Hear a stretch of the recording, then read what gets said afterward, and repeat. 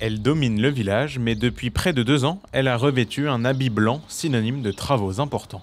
L'église du village de Monniéville, dans la Meuse, considérée comme beaucoup de connaisseurs historiques comme l'une des plus belles de France, se refait une beauté. En particulier la toiture, la charpente et les pierres. L'idée, c'est déjà de mettre l'édifice hors d'eau, hein, donc ça c'est la priorité numéro un, bien évidemment.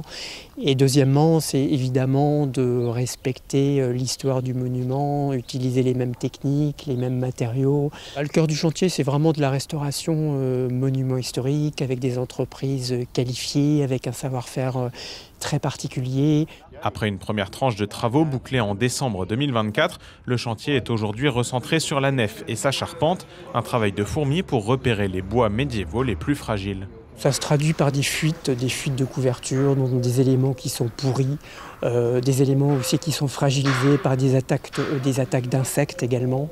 Donc il peut y avoir tout un ensemble de facteurs qui peuvent abîmer les bois en fait au cours du temps. Et on a remplacé les parties les plus endommagées et on a consolidé les parties qui pouvaient encore l'être. La restauration de l'édifice est dans les dossiers communaux depuis 2010, mais c'est seulement en 2023 que la totalité des fonds, estimés à 1,2 million d'euros, ont été trouvés. Bon, c'est l'histoire de cette commune, une belle commune qui est connue et reconnue, de par son église, de par son retable également qui se trouve à l'intérieur, un magnifique retable de la Passion du Christ. Donc c'est tout un ensemble qui tourne autour de cette église en cœur de village et les habitants et les élus en sont particulièrement attachés.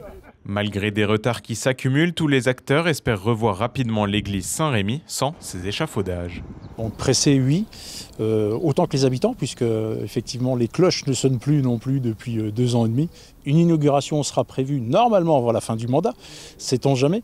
Et bien évidemment, les cloches seront remises en route, mais peut-être qu'une surprise après les fêtes de Pâques les attend.